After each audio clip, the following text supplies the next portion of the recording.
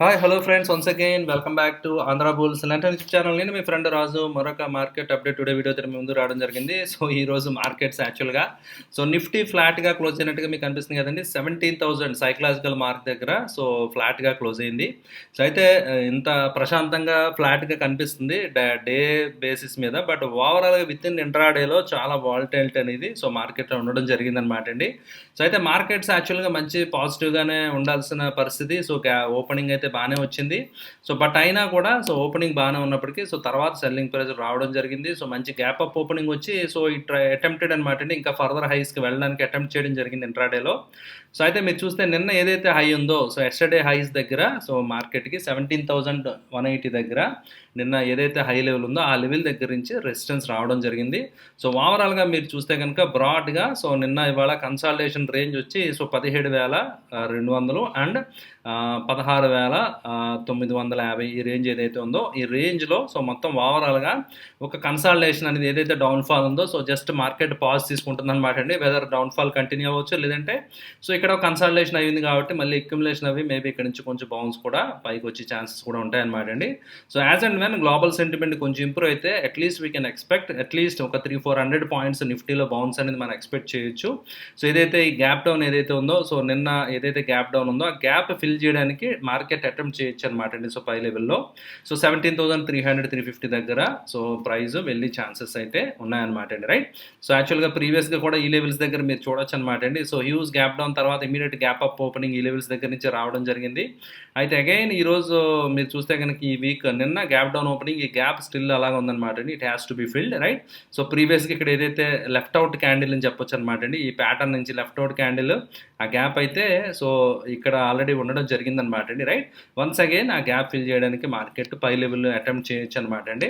అలా కాకుండా global sentiment ఈరోజు పాజిటివ్గా ఉండే ఛాన్స్ ఉంది. డౌ ఫ్యూచర్ ఇవన్నీ మార్నింగ్ పాజిటివ్గా ఇండికేట్ చేస్తున్నాయి అనమాట అండి. అలా క్లోజ్ అయితే పాజిటివ్గా ట్రేడ్ అవుతాయి కనుక మనం చూద్దాం ఎలా ట్రేడ్ అవుతున్నాయో. పాజిటివ్గా ట్రేడ్ అయ్యి పాజిటివ్ క్లోజ్ అయితే ఆ ఛాన్స్ ఉందన్నమాట. అలా కాదంటే కనుక మీరు ఇక్కడ చూడొచ్చు అనమాట. ప్రీవియస్ గ్యాప్స్ ఉన్నాయి కదండి.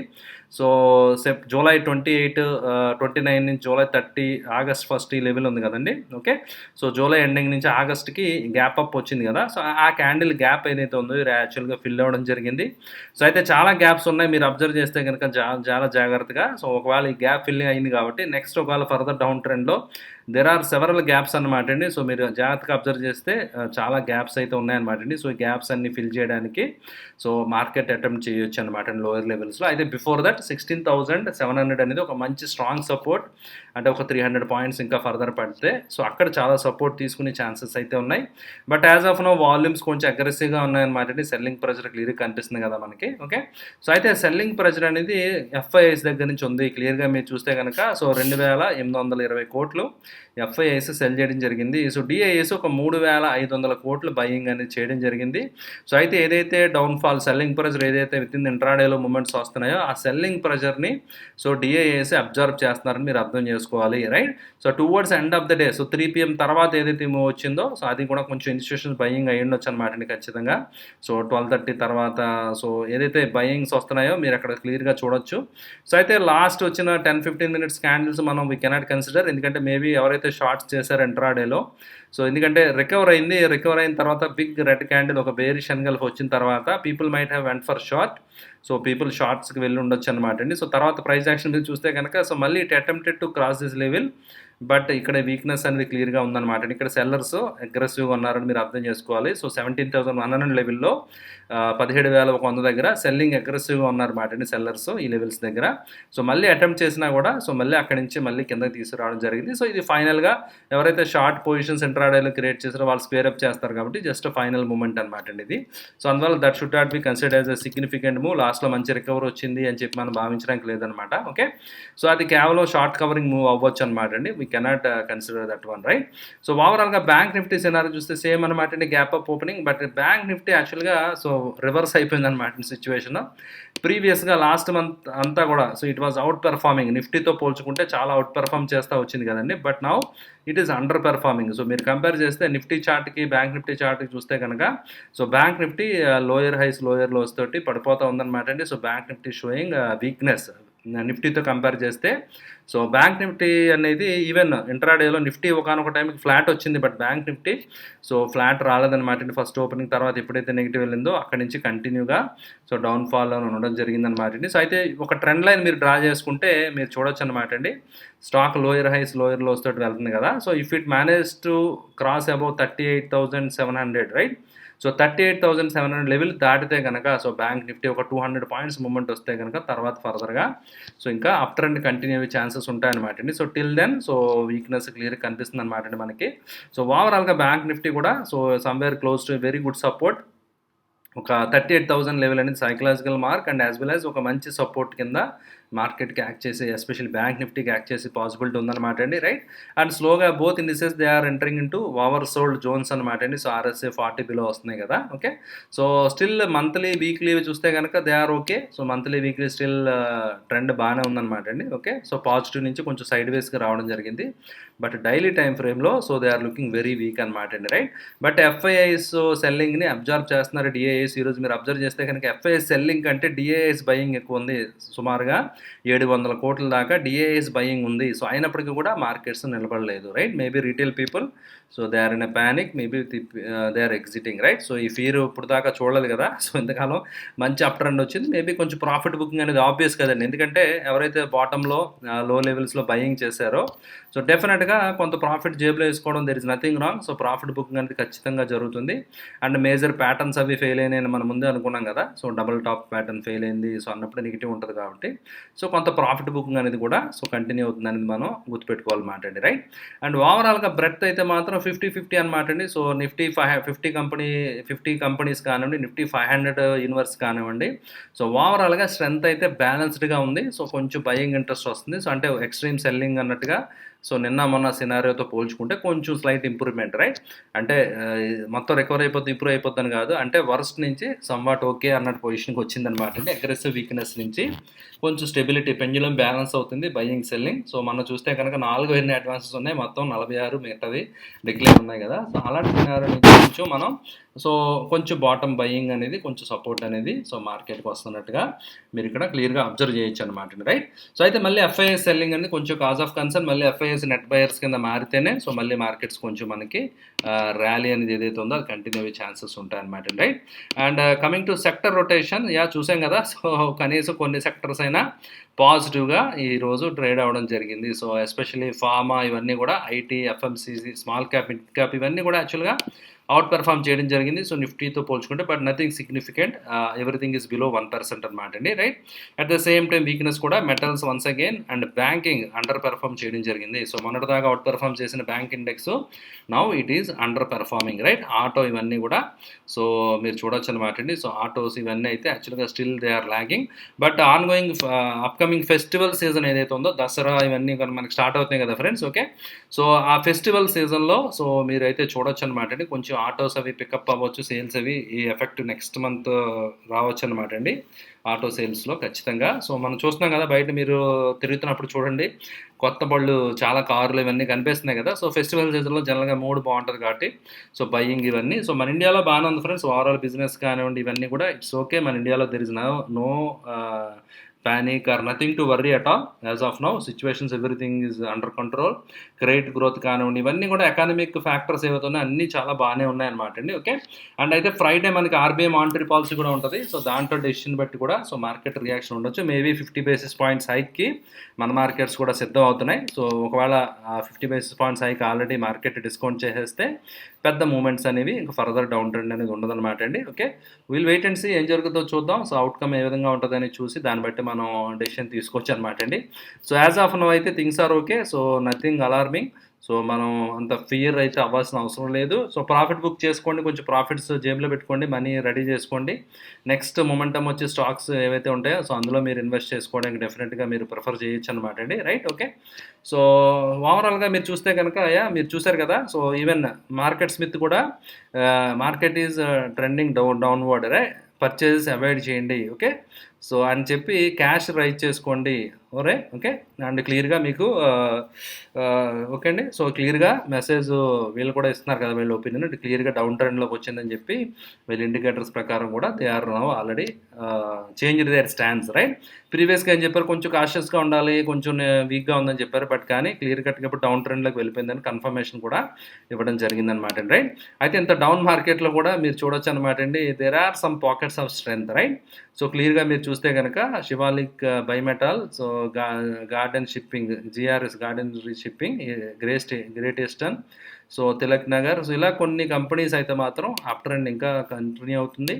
So they are doing good అనమాట అండి okay. So and Heidelberg cement ఇవన్నీ కూడా, శాంతి గేర్, సిమామి ఇవన్నీ కొంచెం సెల్లింగ్ ప్రెషర్లో ఉన్నాయి. మోర్ దాన్ 4% కట్స్ ఇందులో రావడం జరిగింది అనమాట అండి రైట్.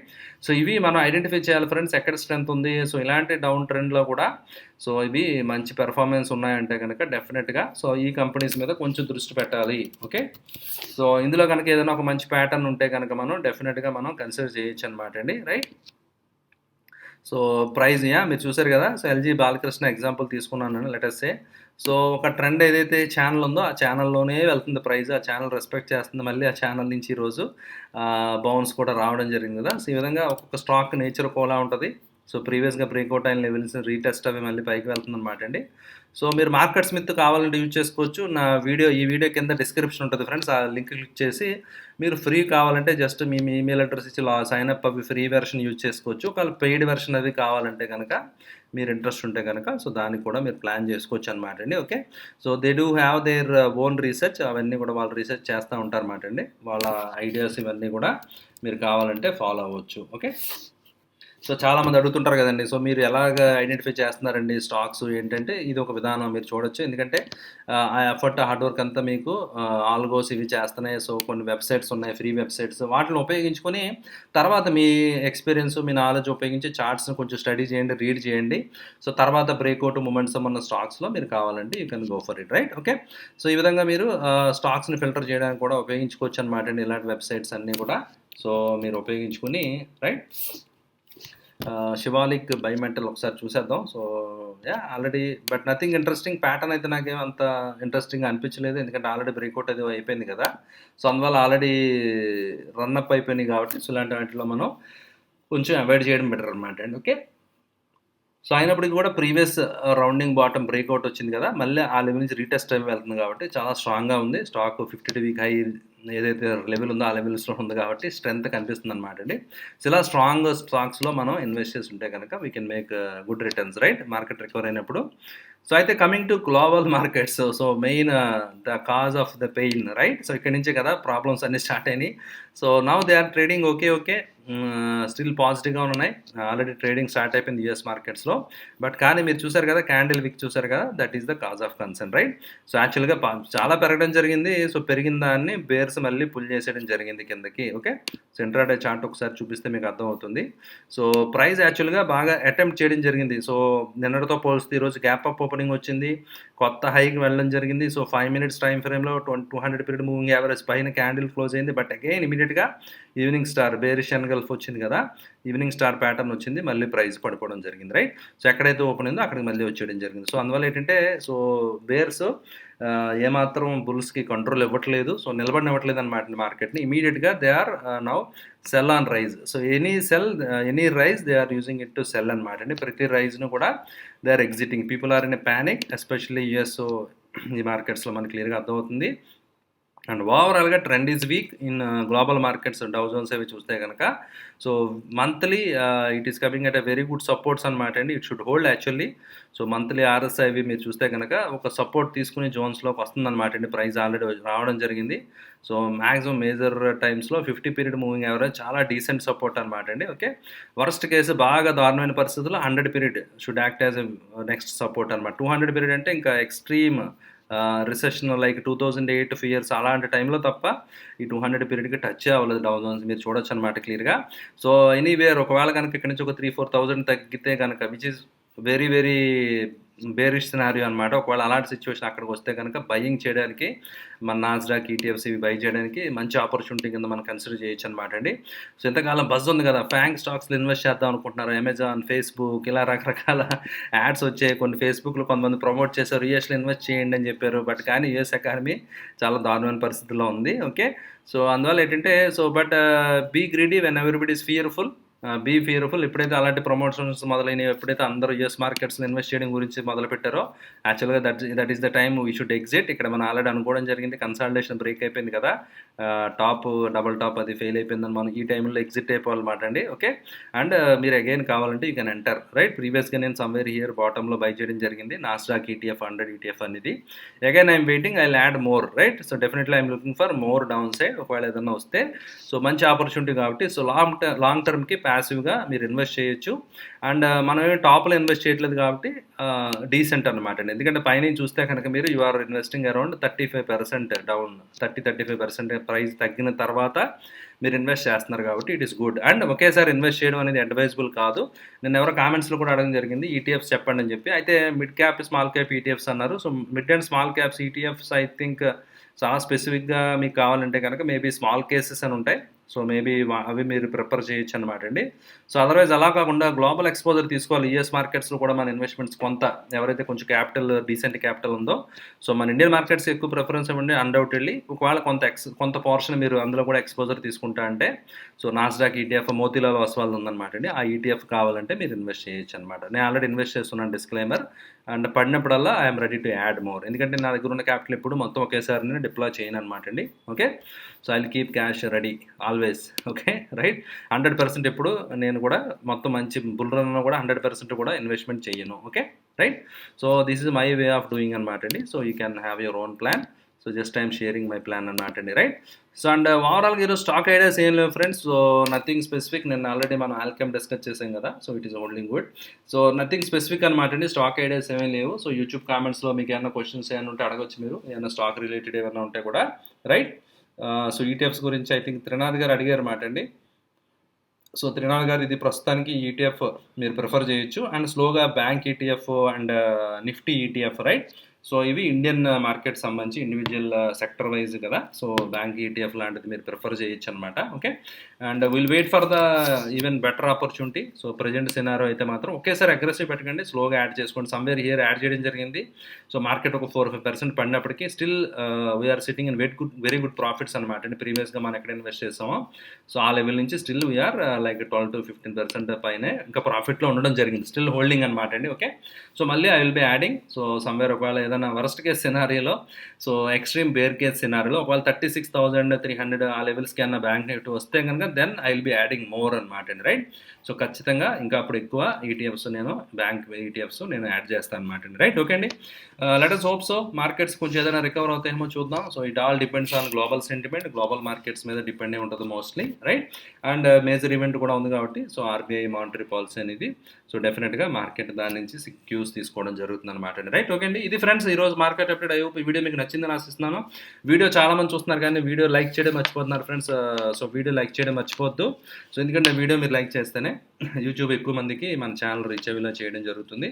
సో అందువల్ల ఏంటంటే మీరు అందరూ కూడా వీడియో లైక్ చేయండి ఫ్రెండ్స్. ఓకే, అండ్ మీ రిలేటివ్స్కి ఫ్రెండ్స్కి అందరికీ ఆంధ్ర బుల్స్ అంటే తప్పకుండా తెలియజేయండి. Thank you for watching the video. Bye.